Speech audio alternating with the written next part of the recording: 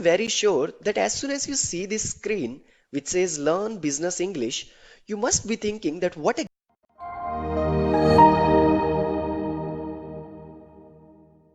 Hello, my name is Shantanu Rana and I am going to teach you this course on Business English by Great Learning.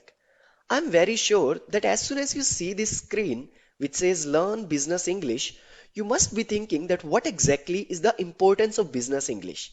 Why can't we just talk in regular English and our work will be done, even when we are in an office setting? Let me explain this to you very clearly.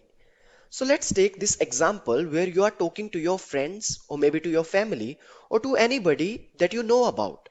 You know their belief system, you know their values, you have been with them from a long time, and now it's not a big deal for you to communicate anything to them. Why? Because you understand them. So whatever words you are going to choose or whatever sentences you are going to choose, that will not really impact how your intentions are delivered to that person. But now take example number two, where you maybe let's say you are talking to some client, or maybe you are talking to somebody from some different team within the same organization in an office setting in the corporate world. You don't really know who's the next person. You don't really know from which culture they come here. You don't really know what are their belief system, their values, their interests. So it is very important to choose your words and your sentences very precisely in order to make sure that the intentions are delivered in the correct form. Let's say you choose your random words and random sentences in a family setting. That may not affect anything because anyway your intentions will be clear to the second party. But when we are in an office setting, in a business world, whatever we say is going to affect a lot how your intentions are eventually delivered to the second party. And that is the main reason we need to understand how things actually work in the corporate world and how we can communicate effectively using business English. We will be learning what are some phrases that we can use in order to make sure that we maintain the respectability at an organization level, and at the same time we can negotiate, we can convince, and we can get the work done. All those things we will be exploring in this particular course. So without wasting much of your time, let's first look at the agenda and see what all we are going to cover one by one, and then we'll take each of these topic and we'll cover that in detail. So as you can see on the screen, the first thing that we are going to discuss is Introduction to Business English. I will be telling you what exactly is Business English and what are some of the differences between regular English and your Business English. Then the importance or the need of Business English, a part of it we have already understood. We will be understanding it in detail in this particular module. Then methods of business communication. It can be written, it can be verbal, it can be web conferencing as well. All these three methods we will be discussing.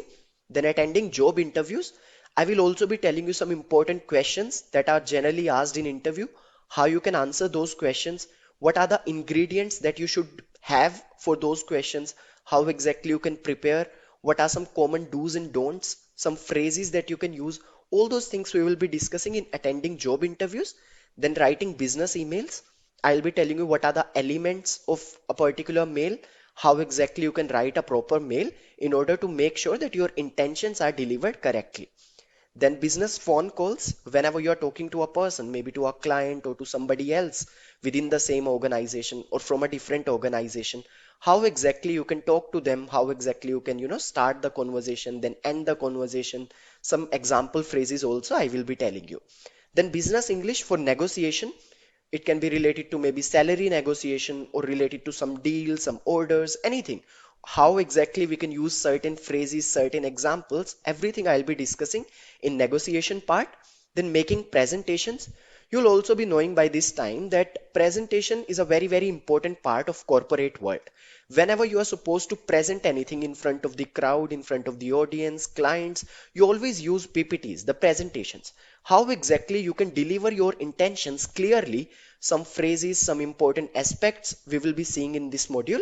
And then at the end, I will be giving you some business abbreviations that you can use in your workplace, in your day-to-day life, in an office setting. So all those things we will be covering one by one, and you will be a master of business English.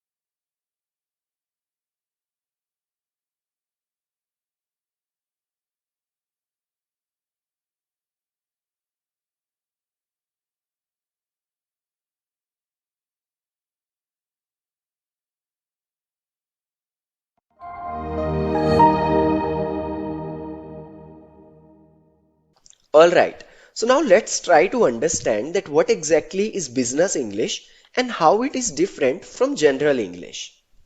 So as you can see on the screen, that business English is a type of English used in professional situations, or you can say an office setting or a business setting, such as international trade, commerce, finance, insurance, banking, and many other business contexts. So whatever English that is used in any business context, in any office setting, that is nothing but your business English. It includes requirements for clarity, specific terminologies, phrases, and grammatical structures for sure. Then the main goal of business English is to carry the message across and to reach an agreement. It's actually the main goal of any communication. If you talk about any communication, that's nothing but to make sure that the message is delivered to the second party in the correct form. If there is any mismatch between your words and sentences and the intentions that are delivered, it's not a very good communication. It's not effective. To make sure that the communication is effective, whatever you are saying should be parallel to whatever your intentions are. So if your intentions, your words are in sync with each other, then that communication is said to be complete. That is an effective communication. And that's what business English is all about.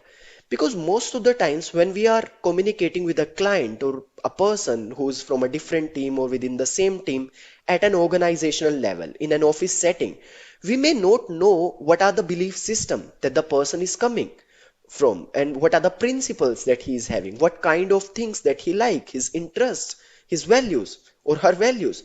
We may not know about these things. So it becomes very important to choose your words wisely in order to make sure that the message is delivered in the correct form, in the original form, and your words and your thoughts are in sync with each other. Now let's try to understand that what is the difference between general English and business English. So the usage of fundamental vocabulary and grammar is more prevalent in general English. It mostly focuses on your day-to-day speech. So whenever maybe we are talking to our friends, our family, and if sometimes you use these basic slangs also, that's nothing but a part of your general English. But when we are in an office setting, then we have to use a English which is more comprehensive and more detailed. So to make sure that the message is delivered in the correct form. Because just assume in an office setting, if a message is not delivered in the correct form, it can be a very big disadvantage for the organization and for you as an individual. Maybe you will lose on money, on your time, on your effort. There can be various drawbacks of that. So we have to make sure that the message is delivered correctly. And that's why business English is more comprehensive and more detailed. And sometimes we use business English to serve multiple purposes as well. We are trying to talk to somebody, we are trying to communicate, at the same time maybe we are trying to negotiate, we are trying to convince also. So there are so many aspects that comes with business English, and that's why we say that it is more detailed. And if we talk about general English, it has a very relaxed tone to it, because maybe we know the next person, we know what their principles are, what their values are. So eventually whatever words or sentences that we are going to use, that may not have a very big impact on how our intentions are delivered in a family setting or in a normal day-to-day life. But when we talk about an office setting, then it becomes very important. Then these things are going to make an impact on how our messages are delivered. Then it can lead to new opportunities and empower people who want to advance in their career. So if you know business English, definitely you will be able to communicate effectively in an office setting, and definitely it is going to help you throughout your career, because communication is extremely important, and especially effective communication is something that we are going to learn, and that's what business English is all about.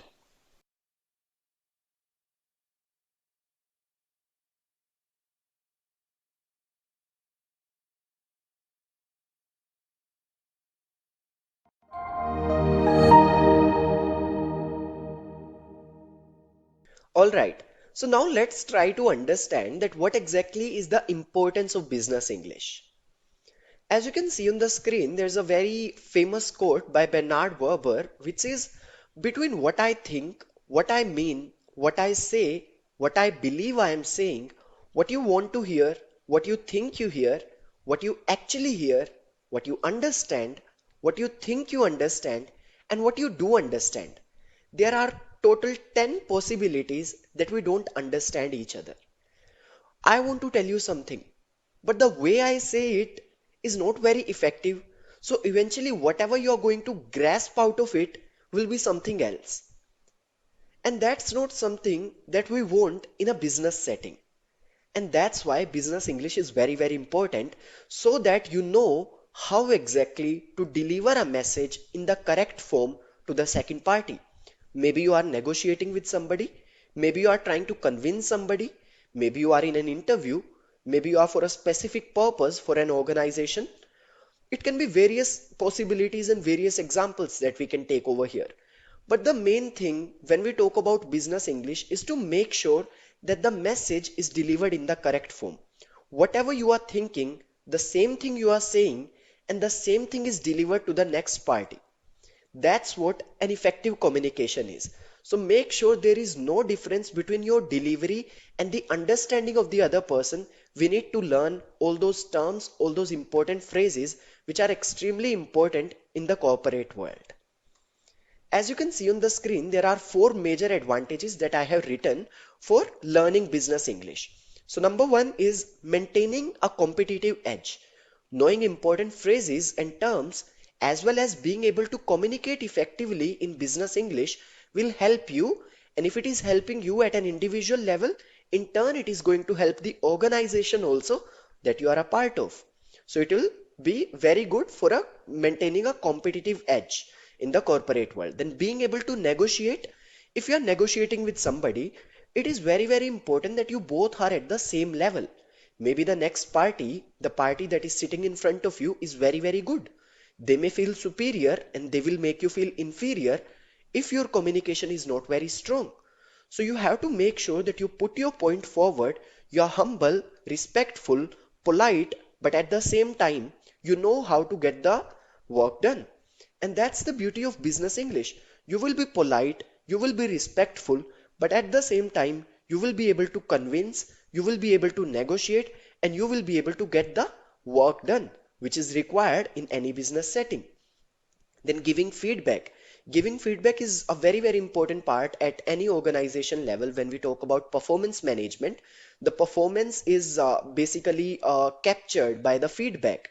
Whatever feedback we give to our managers or our managers give to us, all of that is nothing but going to impact the performance at an organization level.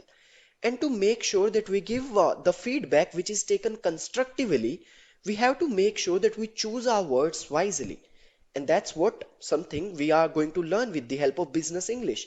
If you know how to communicate effectively in business English, you will be able to give proper feedback to the other party and they will take it constructively, and eventually it will help them, you, and the entire organization also. Then etiquette and politeness. To build strong business relationships, you will have to demonstrate good standards of politeness and respectability in your communication. So these are some of the major advantages of learning business English.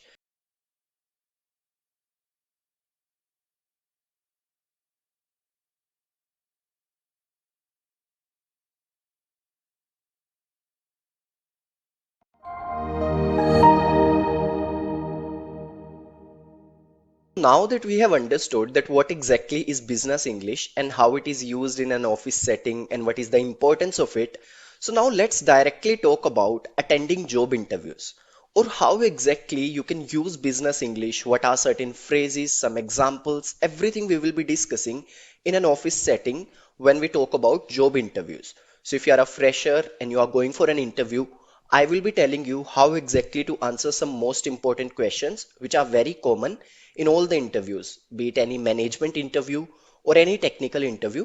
Those 4 5 questions we will be discussing, and then I'll be giving you examples of each and everything. I'll be giving you some words and phrases that you can use as it is in those interviews. So as you can see on the screen, there are 4 questions which are very, very common in all the interviews. And these 4 questions we will be discussing first of all. I will be telling you what all are the ingredients for the answers to these questions. So number one is tell me something about yourself. Sometimes it can be introduce yourself. or it can be take me through your resume. All these questions are nothing but the interviewer is asking for your introduction basically. So the first thing that you should keep in your mind is what exactly is the purpose of this question? Why is interviewer asking you for your introduction? This is generally the first question of any interview, any management or any technical interview, be it any HR round. There are so many rounds in any interview. But this question is common in all the interviews. And the main purpose behind this question is the interviewer wants to make you less nervous and more comfortable. They want to set a tone for the rest of the interview so that they can also decide what should be the remaining questions for that particular interview. Alright, so in this particular question, you are not supposed to talk about anything which is irrelevant for the particular job or for particular company. Always talk about those skills and those strengths which are relevant for that particular job vacancy that you have applied for. Make sure you are always focused while answering this question. That is very, very important. So you should add your name, then you should tell them which place you are from, then you should tell them about your educational background, and if you are applying for a particular job, tell them why you are actually interested in that job. If you have taken any electives in your college, maybe related to that subject, or maybe you have done any online certifications related to that subject, add all those things. Then talk about your strengths. And when you are talking about your strengths, that does not mean that you have to say, okay, my strengths are these and these. No, you just give them certain examples. For example, I have organized a fest in my college, or let's say I have done this kind of project in my college. So all of those things will be showing that you have certain strengths, but you don't have to mention it very precisely that these are my strengths. Just give some examples and show that these are your major parts where you feel that you are very good at. Then second is, what are your strengths? So this question sometimes is asked separately, like what are your.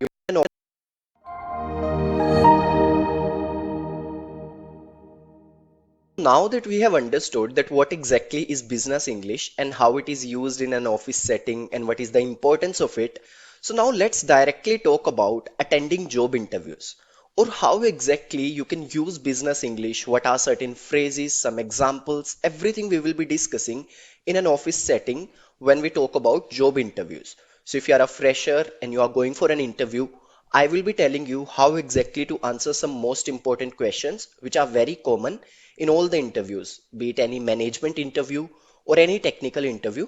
Those 4 5 questions we will be discussing, and then I'll be giving you examples of each and everything. I'll be giving you some words and phrases that you can use as it is in those interviews. So as you can see on the screen, there are 4 questions which are very, very common in all the interviews. And these 4 questions we will be discussing first of all. I will be telling you what all are the ingredients for the answers to these questions. So number one is, tell me something about yourself. Sometimes it can be introduce yourself, or it can be take me through your resume.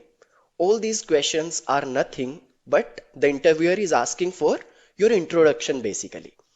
So the first thing that you should keep in your mind is what exactly is the purpose of this question? Why is interviewer asking you for your introduction? This is generally the first question of any interview, any management or any technical interview, be it any HR round. There are so many rounds in any interview. But this question is common in all the interviews. And the main purpose behind this question is the interviewer wants to make you less nervous and more comfortable. They want to set a tone for the rest of the interview so that they can also decide what should be the remaining questions for that particular interview. Alright, so in this particular question, you are not supposed to talk about anything which is irrelevant for the particular job or for particular company. Always talk about those skills and those strengths which are relevant for that particular job vacancy that you have applied for. Make sure you are always focused while answering this question. That is very, very important.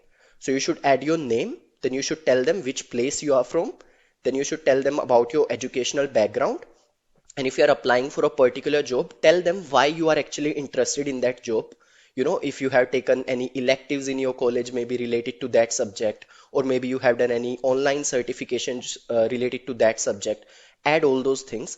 Then talk about your strengths. And when you are talking about your strengths, that does not mean that you have to say, okay, my strengths are these and these. No, you just give them certain examples. For example, I have organized a fest in my college, or let's say I have, done this kind of project in my college. So all of those things will be showing that you have certain strengths, but you don't have to mention it, very precisely that these are my strengths. Just give some examples and show that these are your major parts where you feel that you are very good at. Then second is, what are your strengths? So this question sometimes is asked separately, like what are your strengths and what are your weaknesses? Or sometimes it is asked in one question itself, that please tell me about your strengths and weaknesses. Now here, this is basically a behavioral question where the interviewer is trying to know what kind of personality you are. Are you easy to work with or you are not? So this is the main purpose of this question. So what you need to remember is, whenever you are answering about strengths, so make sure you add some of the core values of the organization. So let's say you are sitting for this interview and this is for some organization XYZ Private Limited. So always read and do your homework, have a proper, research done about the organization. Get to know what are the core values of the organization, what exactly is the mission or the vision or the organizational objectives. All those things you should be aware of. And then out of those things, whatever skills you possess, mention those skills. Now, strengths can be your knowledge-based skills or it can be your personality traits as well, such as I'm very hardworking or I'm smart working person or I'm very organized, I'm very punctual. All of these are nothing but your personality traits. So these things also you can mention. If you have some technical skills or some other soft skills also, those can also be a part of your strengths. Now coming to next, when you are talking about your weaknesses, so make sure even when you are talking about your weaknesses, don't forget to sell yourself. That is very important. You are sitting for an interview, you are there to sell yourself.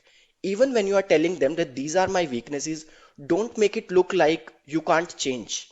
Always show them that these are my weaknesses, but I can overcome these. I can learn new things. I am a quick learner and I am working on it. Always tell them the approach that you are taking to overcome that weakness. For example, you can say that I am a very, I get very nervous, and that's one of my weaknesses. But this and this process I am doing so that I can remove this part basically, so that I can overcome this nervousness. Or you can say I am a perfectionist. That's why I am a little slow at times. And then tell them how you're working on it. Tell them that you always try to keep a time check so that you don't get involved in one work very deeply. Always tell them that how exactly you are working on overcoming those weaknesses. That's main point about weaknesses. Then why should we hire you? This is also a very common question which is asked in all the interviews. So here the main point is, first of all, tell about your skills and then align it with the organizational goals. Those things, like for example, you want to know about the organization goals or mission and vision of any company, you can just go to their website or their LinkedIn page and you can find out these details very easily. Always align your interests with the goals of the organization. Tell them that this is something that you want to do short term or long term, and that's how it is aligned with the goals of the organization. So that is the best way to answer this question. Now, let me give you an idea about the time also. So whenever you are answering the first question, that is tell me something about yourself, it should not be more than 4 minutes. The ideal time is 2.5 to 3 minutes, but don't make it more than 4 minutes for sure. So always prepare an answer and then speak accordingly. Then about strengths and weaknesses, don't take more than 2 minutes.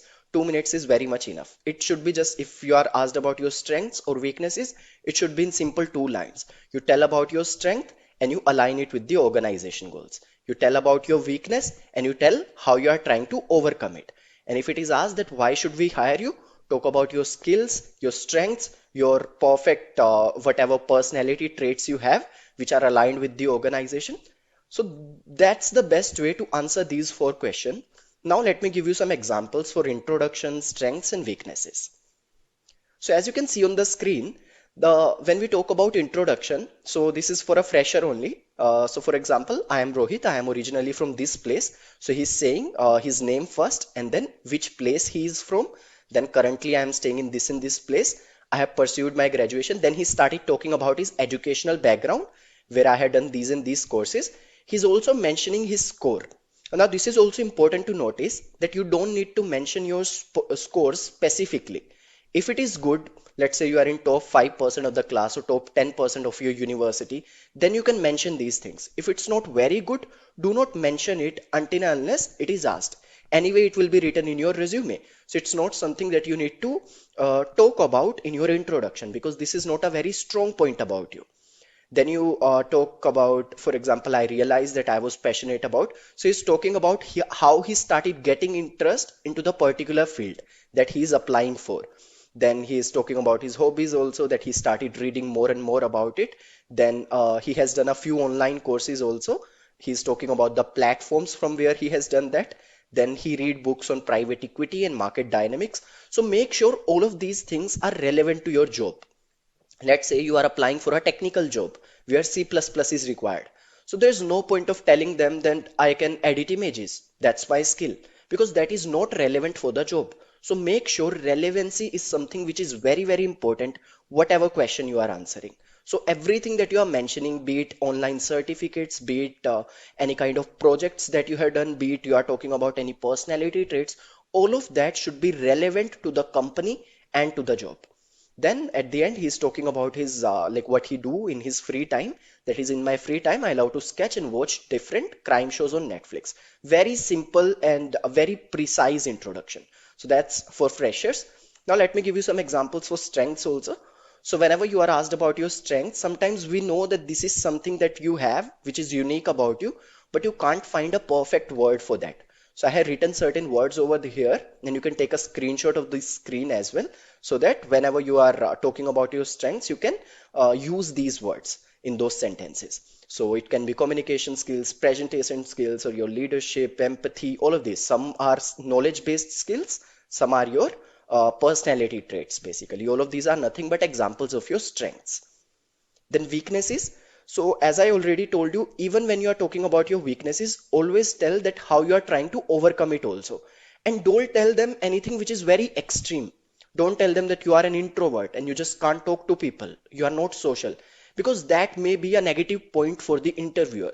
So always talk about things which you can change. For example, self-criticism. So that's a weakness. But at the same time, it can be a strength also. Public speaking, easily distracted. So these things can be, if you are saying that you are easily distracted, that means that's a weakness. But at the same time, it means that you are a curious person. So you will definitely be a quick learner also. So, whatever weakness you are saying, it should have some strength attached to it. And then always tell them that how you are trying to overcome it. Now let me give you certain phrases or certain words that you can use in any interview.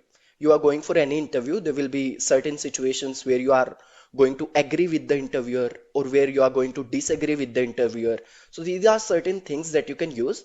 Number one is whenever you are giving your opinion, so you can use such as in addition to or my views on this are. Then if you don't know, let's say in certain interviews, some questions are asked about a specific skill or maybe something else, and you do not know how to answer that question. So rather than saying a random story, always tell them that I'm sorry, I'm not sure about this. Or you can say that this is new to me, I will need to look it up. So don't make random stories that will have an impression that you are not self-aware. You don't have self-awareness. So to make sure that you are clear and precise, if you do not know anything, tell them clearly that you don't know. It's very basic because you are a human being and you are not supposed to know each and everything. So if you don't know anything, admit it and just say it out loud. Then if you want to disagree with something, let's say the interviewer is sharing his perspective and you disagree with that. So don't use the word disagree because that may look very negative. It will show that you are not very easy to work with, or maybe you will have a lot of conflicts in future. So rather than that, what you can say is that I see it differently. That's a good way of saying it. The intentions are same, but words are different. Then I see it differently. May I share my perspective? Then to ask for time, let's say you are asked a question by the interviewer and you need some time to think about it. In that case, you can say that I would like to take a few moments just to recollect my thoughts. Or could I take a moment? Ask for time, rather than just start speaking, which is not making any sense. Always take some time, channelize your thoughts, recollect your thoughts, and then start speaking. Always remember that when you are sitting in any interview, two things are very important: clarity of thoughts and clarity of words. So make sure your words and your thoughts are aligned with each other and then you speak effectively. That's what business English in an interview setting is all about.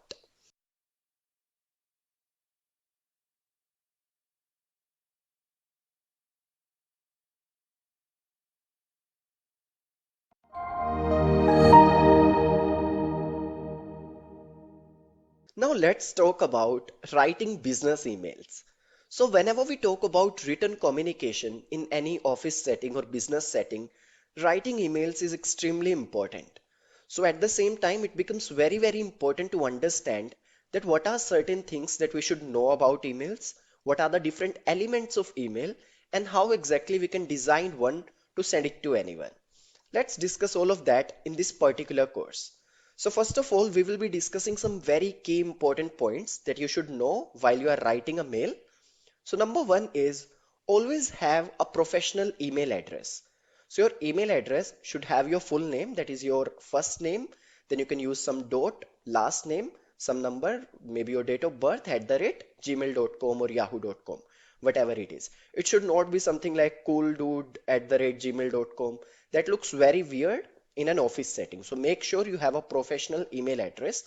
The number two is always have a subject line. A lot of people do that they do not write the subject line, and that makes your email very not so urgent and unimportant. So make sure you always write a subject line which should be very precise, and we'll be discussing also how to write that. Then always add words of thanks whenever, even when you're just saying noted, always add words of thanks because the person is giving time to read your mail. Always thank them for this thing. Then don't send until you read and check your message. So let me give you a very simple trick for that. Whenever you are writing a mail to anyone, first you draft the mail, write the subject line, and then write the recipients. Because even if you draft the mail and you have written the subject line, if you click on send, it will not be sent until and unless you write the recipients. So always draft the mail first, check it, then write the recipients and then send. Because sometimes whenever we are writing, we can make very small grammatical or punctuation mistakes. So make sure to avoid that. First of all, you draft it and then you send it. Then pay attention to the culture of the reader, because sometimes let's say you are talking to some international client, certain words, certain things which are very easy for us to understand may not be that easy for them, or sometimes which are very general in our culture may be a big deal in their culture. So always try to understand that who is the reader, who is the recipient of this particular mail, and according to that you draft your mail. Then don't use filler words. That simply means that whenever you're writing, don't try to make it, it should be easy to understand. Write everything in active voice. Rather than saying that it was designed by me, say that I designed it. It's just three words, simple and easy to understand. Don't use passive voice. That's actually the next point. Then never use emoticons. Emoticons and everything are for your social media, WhatsApp or Insta. It's not for mail. There's no need to use emoticons. Then try to avoid these words, that is must, should, demand, necessity. These may sound a little harsh, especially if you do not know the culture of the recipient. So try to avoid these words and use some general words which are not very strong. These all are very strong words and may sound harsh to certain people. So try to avoid such words. Now let's talk about four important parts or four elements of a particular mail. So the four parts are: number one is definitely your subject line, then your greeting, how you greet the person, then the email text, whatever is the actual message, and then finally the closing, where you tell them about yourself. So these four parts now we will be discussing one by one. So number one is subject line. It should be brief, clear, and direct, not more than 5 to 7 words. So if you are, let's say, just introducing yourself, as written in the example also, you can just write introduction Arvind Kumar. Your name is, let's say, Arvind Kumar, and you are introducing yourself to, let's say, a new team member or new colleague. Just write that much. No need to write full sentences also. Just write the main keywords.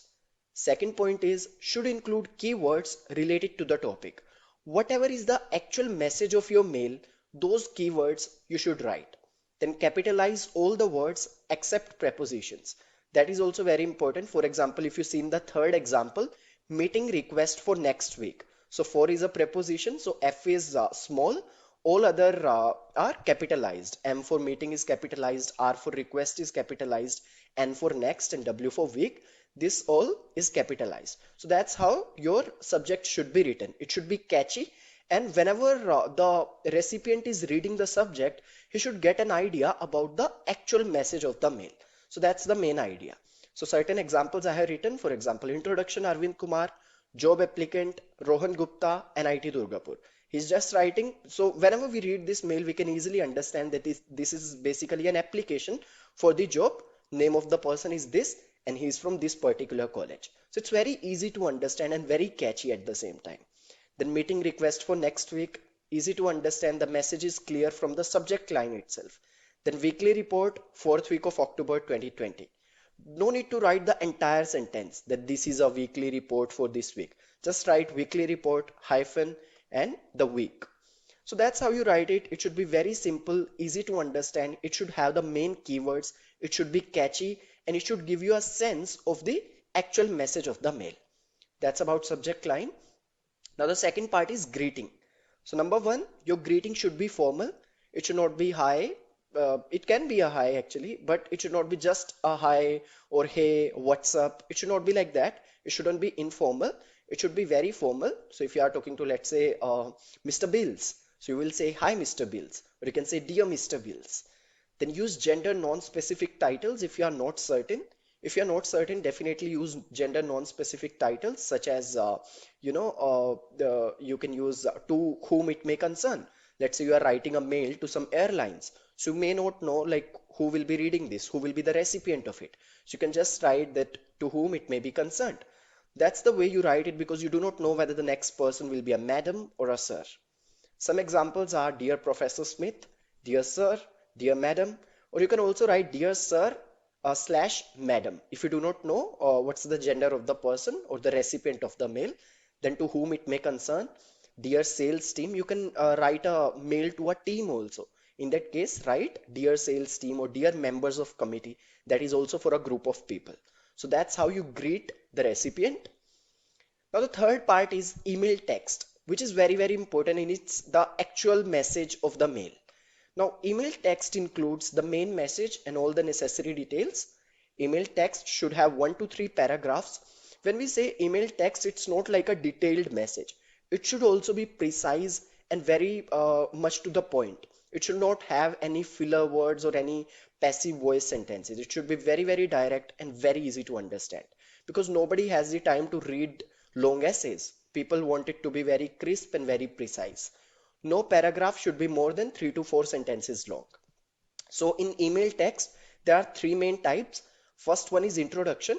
For example, my name is Saurabh Kubar and I am the general manager at this and this organization. I am delighted to inform you that we are now offering this and this. So introduction means you will be telling who are you and what exactly is the purpose of this mail. These two things should be answered in the first part of your email text. Then the second part is development, where you write the purpose of the email in detail. So let's say you are talking about that my name is Shantanu and I will be cancelling the next week's meeting. Then I will be writing why. So all these WH questions, that is what, when, where, how, these questions should be answered in the development part. That is the second part of the email text. Then the last part is conclusion. Always thank the reader for reading it. And for example, I have written also, thank you for your interest in our catalogs. Whatever they have done for you, thank them for that, conclude it, and then finally you go and you close your mail. That is, keep it short and simple. Closing should be very easy. It should be simple. You can just write regards or best regards. You can also write thanks and regards, followed by your name and contact details. If you have any position in the organization, that also you can write. For example, best regards, Amitabh Verma, and contact detail. Or you can write best regards, let's say Shantanu Rana, my organization Great Learning, and my contact detail. Like that you can write it. So these are the four parts. That is, first your subject line, then your greeting, then your actual email text. It should be divided into certain paragraphs. No paragraph should be very long. And then finally the closing. Each and everything should be written in the active voice and it should be very easy to understand.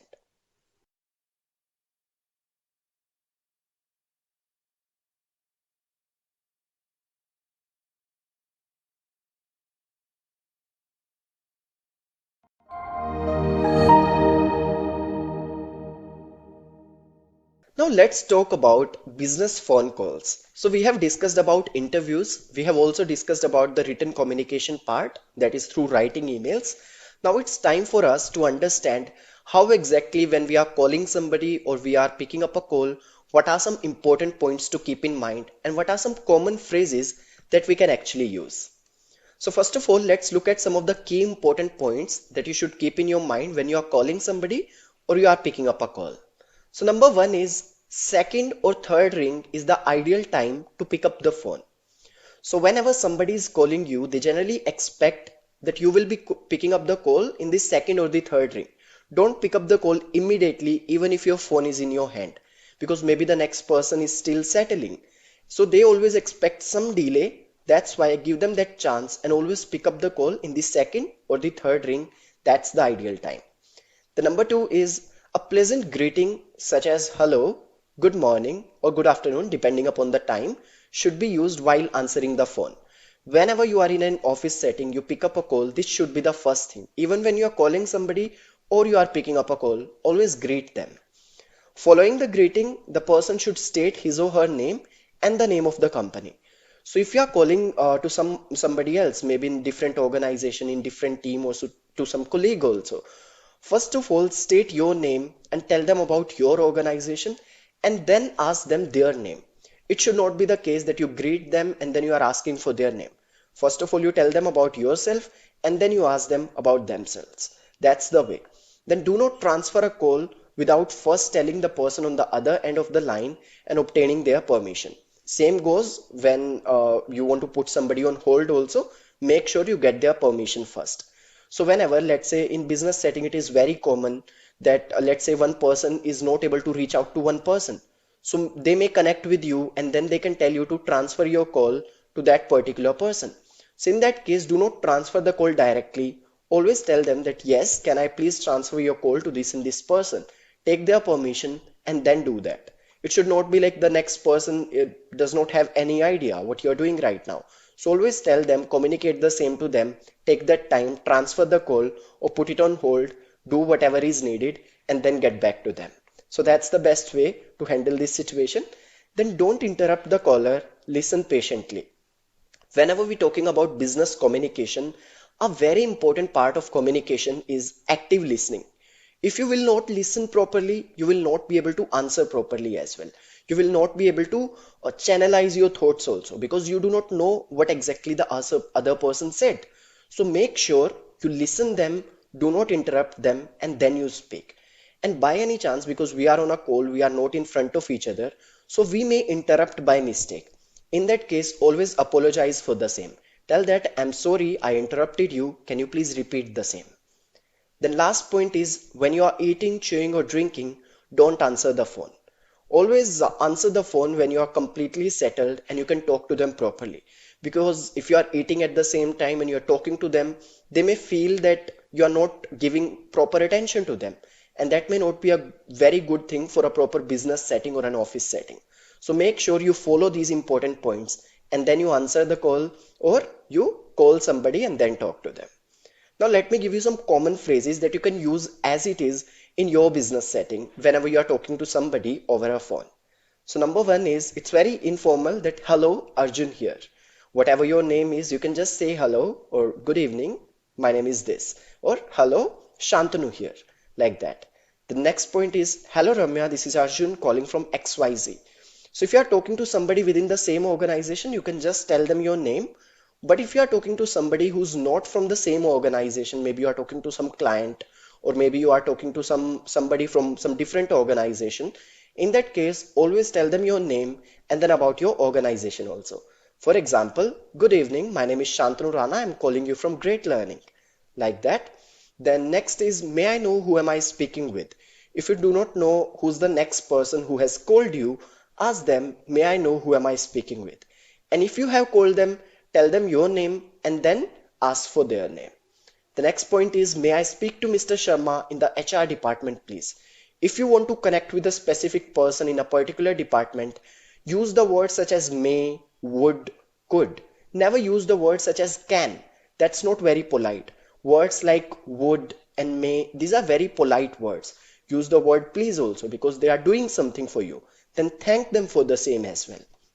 Then one moment, please, I'll see if he's available. If somebody is telling you to connect them with a particular person, always tell them that one moment, please, I'll see if he's available. Because maybe you'll tell them, yeah, yeah, okay, I am connecting, and then you go and you see that person is not available. So always ask for that time, take that permission, and then go ahead with the same. Then could you kindly say that again, or could you please spell it for me? So it is very, very important. A lot of times we are, let's say, giving a word, or let's say you are calling for a particular airline services, and they will ask you for your PNR number. In that case, it has some letters, some words, so they will tell you to spell it out. So whenever you are spelling it out, you can use this sentence that could you please spell it for me? And if you are spelling it out, always use the words also. For example, you want to say PNR. So do not just say PNR, always say that P for parrot, N for nest, R for this, something like that. So always attach a word so that the message is delivered in the correct form. Then if you want to hold a call, then you can say, please hold for just a minute. I have an important call. Maybe you are talking to somebody, but at the same time, you get a very important call for some client or maybe your boss, depending upon the situation, and you want to put them on hold. So without putting them on, without just saying anything, if you put them on hold and start talking to anybody else, that may look very weird. So always say that please hold for just a minute. I need to talk to somebody or I need to take this important call. I have an important call. You can use this sentence as it is. Then Sneha is busy right now. Would you like to leave a message? If somebody is telling you to connect with a specific person, but you see that they are busy, then you can use this sentence that that person is busy right now. Can you please leave a message for them? Rather than can, use the word would. Would you like to leave a message for them? If they don't, they will not leave a message. If they want, they will deliver the message to you. And when that person is free, you can go to them and tell them. Then thanks for calling. Bye for now. If you want to end a call, just don't cut the call simply. Always give a proper closing. Say that thanks for calling. Bye for now. Or you can say, I'll talk to you again soon. Bye, Julia, or whatever their name is. Or you can greet them again and you can just cut the call. So that's the best way whenever you are answering a call or you are calling somebody. So always keep these important points in mind and use these phrases in any office setting.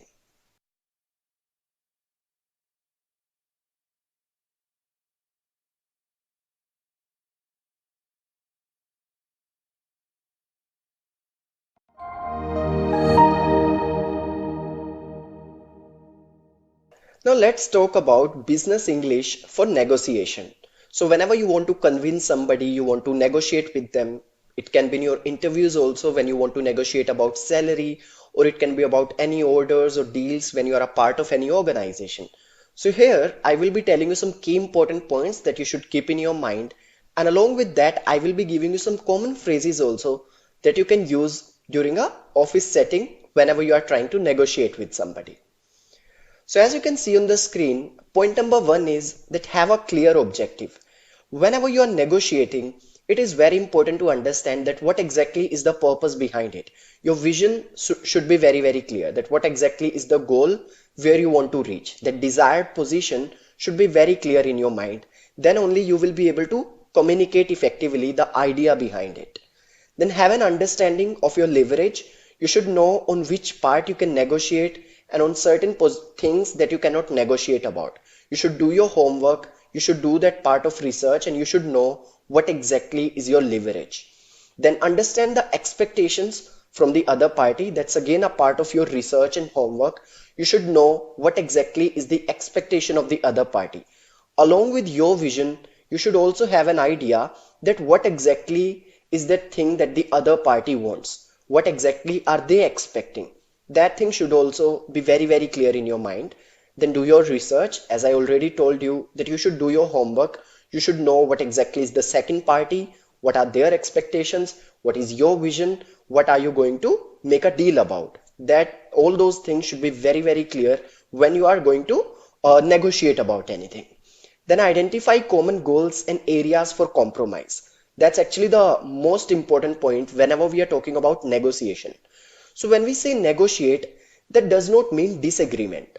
That does not mean that it will eventually be a conflict between two parties. No, it does not have to be. What you can do is you can just try to find out certain common goals. The other party wants something, you want something. But why do you want that and why the other party wants that? There will be certain common goals behind those words and sentences. What are those common goals? Figure out those goals and compromise. Certain things you'll have to compromise on, certain things the other party will have to compromise on. And then eventually you will be able to crack a deal, you will be able to negotiate.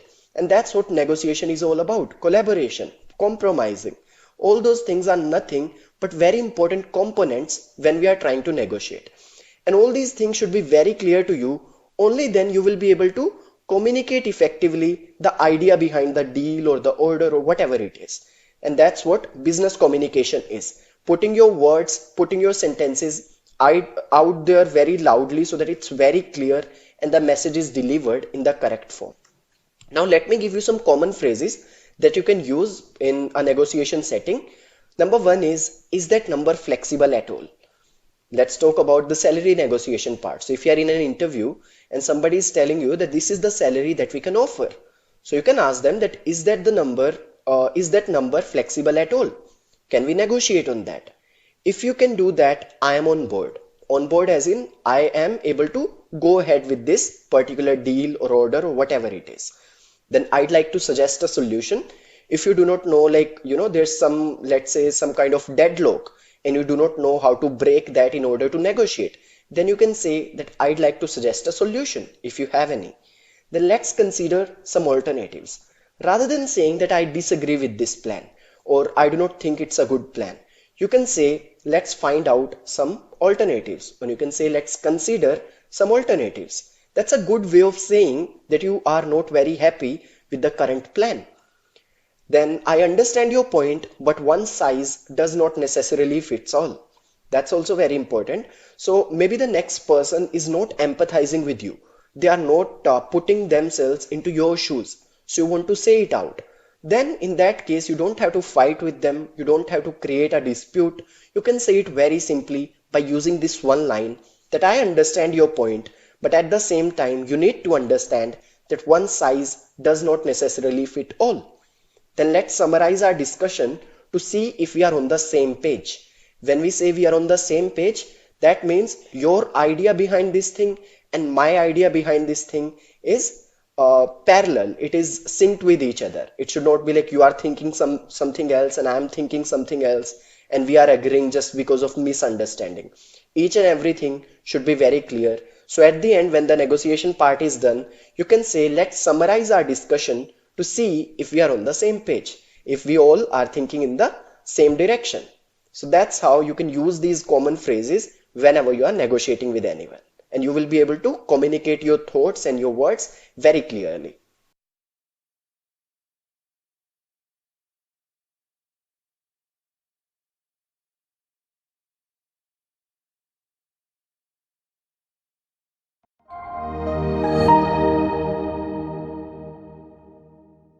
Now let's talk about making presentations. So you must be knowing that presentations are a very important part of any business setting. Whenever we talk about corporate world, sometimes you have to present certain things in front of the clients.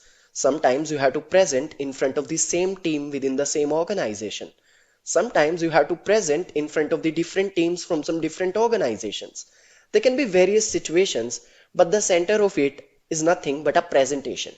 Now, what are some important things that you should keep in your mind before you are presenting the particular topic?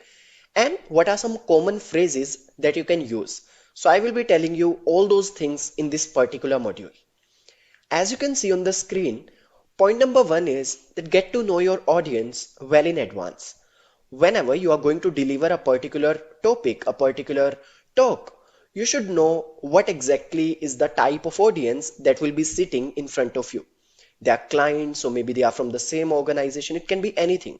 But whether they are uninformed about the topic, whether they are critical, whether they are sympathetic, what kind of people will be sitting in front of you, how exactly you are supposed to talk in front of them, all of those things you should have in the back of your mind, and accordingly you should design the content of your talk. Then point number two is organize your data and present it in the easiest way possible. Whenever you are saying anything, including the facts, the numbers, the data in it is very, very important. You will be eventually understanding these things if you are a part of an organization or if you are going to be a part of an organization. So data is very important, but at the same time, make sure that data is organized, and while you are talking or while you are presenting, it is very, very easy to understand and is very precise and to the point. Then choose an elegant layout for your presentation. That should be a given, that you should always be aware that it should not be very, maybe a funky color or maybe something which is grabbing the attention, which is not even required. So make sure it's very elegant, simple, easy to understand. Then prepare for tough questions. There's a saying that if you can anticipate a question, always prepare for it. Whenever you're making a presentation, read it and just see what are the questions that are popping up in your head and answer those questions. Always prepare an answer for those anticipated questions. Because if you can anticipate a question, maybe the clients or the people who will be sitting as an audience, they can ask you the same question. So always prepare for those tough questions. Then have a strong opening and a stronger closing. Why a stronger closing? Because whatever you're going to say at the end, that will be the first thing that the audience is going to remember. So make sure you have a very strong opening. You can often with a quote also, or maybe with a specific fact which is related to the particular topic. Everything should be relevant for sure, but you can have a strong opening and then eventually you can close. And when you're closing your presentation, always summarize everything and then close. And when you are opening, always give the agenda and then start with the topic. Because whenever sitting, the audience is sitting in front of you, you have to make sure that they are very clear about everything. So first of all, if you'll give them the agenda, they will know what all we are going to discuss. And then eventually you will give them a summary. You will tell them what are the some important key takeaways from that particular talk. What are the important things that they should keep in their mind and that you have discussed over here. And then eventually you close. And the closing should not be a surprise. Always tell them that you are going to close. Always mention that and then close. The closing may have a surprise, but it should not be the surprise. It's a famous saying. So always make sure whenever you're going to close, you always say that, so now I would like to close this talk by saying, so any sentence you can use, and then eventually you close. Thank them and then sit. That's how it actually works. Now, let me give you some common phrases also that you can use. So number one is, hi everyone, I am Rohit from the sales team, and today I'd like to discuss about. So that's the introduction part. Whenever we are, there in front of people, not everyone will be knowing you. Maybe some of them knows you or maybe all of them knows you, but it's always a good idea to greet them and introduce yourself. Tell them your name, which department you are from and which organization you are from, and then the purpose of that talk, and then give them the agenda. So that's the basic sequence you need to follow. Then on behalf of XYZ company, I would like to welcome you here. You're welcoming them, greeting them. Then my talk is divided into N parts. That is nothing but the agenda part. Tell them that I will be dividing this conversation or this talk into these many parts, where I'll be discussing about this in the first part, about this in the second part, and about this at the end of the presentation. Always give them an agenda. Then I'll be glad to answer this question at the end. So if somebody is asking you a question, but you are in the middle of something, you are explaining something. So in order to make sure that you don't lose that train of thoughts, you can just say that I'll be glad to answer this question at the end. Then before I begin, does anyone know about? So if you want to, move from one particular slide to a next slide, maybe if you have a proper PPT, then in that case, you can just say that before I begin or before I move to the next slide, does anyone know about? You can already ask about a particular thing that you are going to discuss in the next slide in order to engage or interact with the audience that is sitting in front of you. Then I'll start with some basic information on this is something when you are starting, you can just, have a ground first and then build something on that. Then let's move on to. If you are moving from one slide to another slide, you can use this sentence that let's move on to this slide now. Or does anyone have any question before I move on? This is also one way. If you're moving from one slide to another slide, before you move on, you can say that does anyone is having any kind of question regarding this particular topic? If not, we'll just move on. Then at the end, as I told you, at the end you should summarize each and everything. So you can say, so to summarize the important points of my talk, and then you summarize everything. Then that brings me to the end of my presentation. Thank you so much for listening. So you are mentioning that it's a closing, that brings me to the end of my presentation, and then you are thanking the audience for listening to you. Then I'd like to conclude by saying that is also one way of closing the particular talk or the discussion that you were having. So these are some important common phrases that you can use as it is. You can take a screenshot of it, then you can use it whenever you are going to deliver a presentation in front of clients, teams, or maybe if you are in a college in front of your class, you can always use these sentences.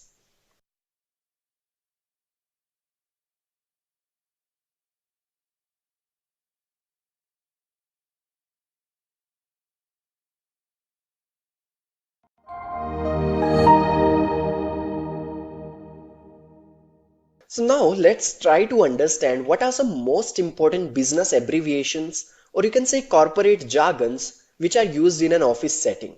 So we will be discussing all those jargons which are used very frequently while you are communicating something, while writing to the client or maybe to a team member, to a colleague, to your boss, to anyone.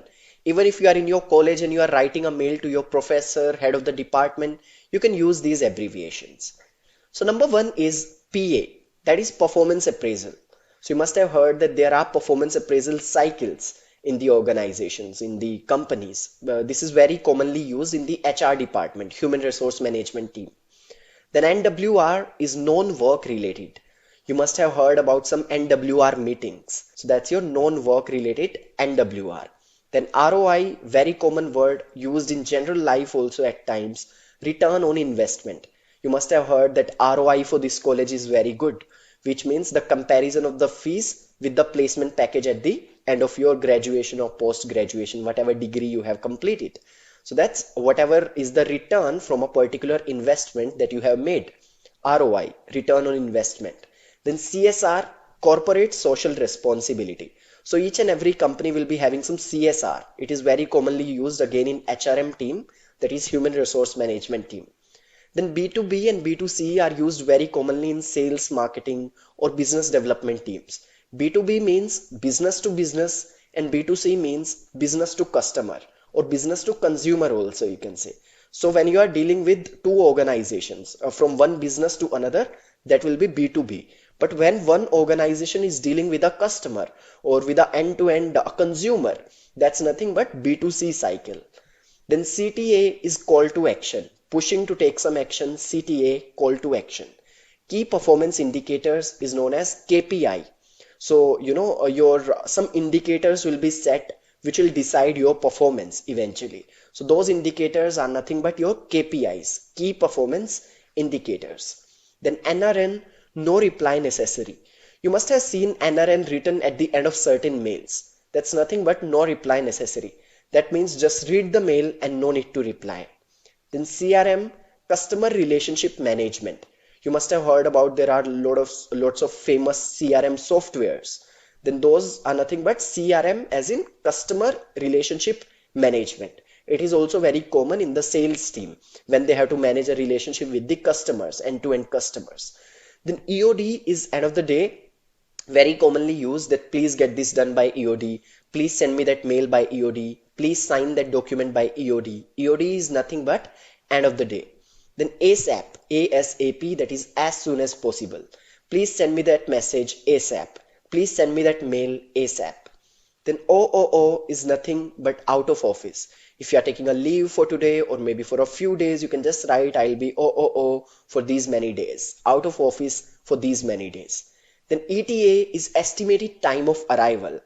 So its estimated time of arrival is 16 minutes. You must have seen this in e-commerce websites when you order something and the delivery is, you try to track the delivery. So it will be written that the estimated time of arrival, or sometimes it's written ETA is these many days, or let's say 16 days, 18 days, whatever it is. Then EOW is end of the week. Just like EOD is end of the day, EOW is end of the week. Then FYI, that means for your information.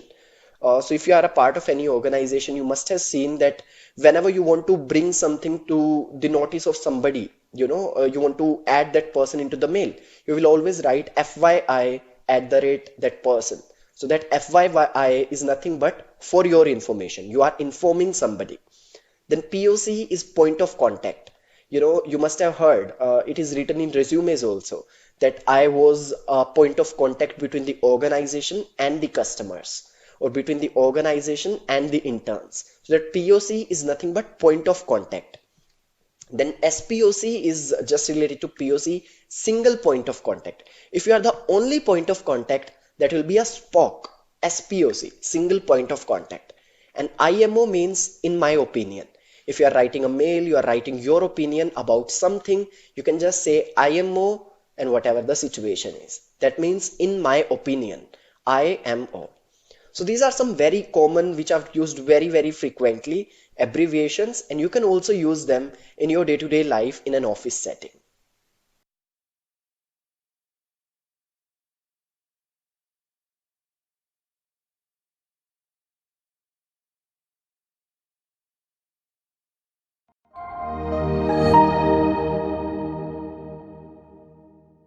So now that we have reached the summary part of this course, I am sure and I'm really glad that you have covered all other sections.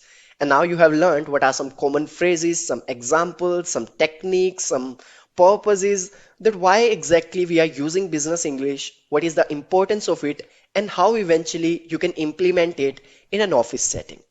Now let me try to summarize this entire course for you. I'm not going to get into the depth of, whatever we have covered, but I'm just going to tell you one simple thing, that whenever we are saying business communication or business English, eventually it is nothing but delivering a message in the correct form. So that should always be there in the back of your mind. You should know what exactly is the purpose of business English. If you know the purpose of it, you will be able to deliver the message in the correct form for sure. When we are talking with our family or maybe with our friends, it is not very impactful that whatever words we are going to choose or whatever we are going to say, because eventually they will understand us. It's not a big deal for them to understand us because they know us, we know them. But when we are in a business setting, sometimes we are dealing with clients, sometimes we are dealing with different competitors, sometimes we are dealing with clients from different organizations, employees from different organizations. So it becomes very complex to deliver a message in the correct form, because what we say, what we think, and how it is delivered can be all different things at the end of the day. So we have to make sure that whatever thoughts we have, those are synced with whatever we are saying. And that comes with practice. In this course, I have given you a lot of phrases, a lot of examples. I hope you will be using those things in your day-to-day life in an office setting. And eventually, you will be a master of business English.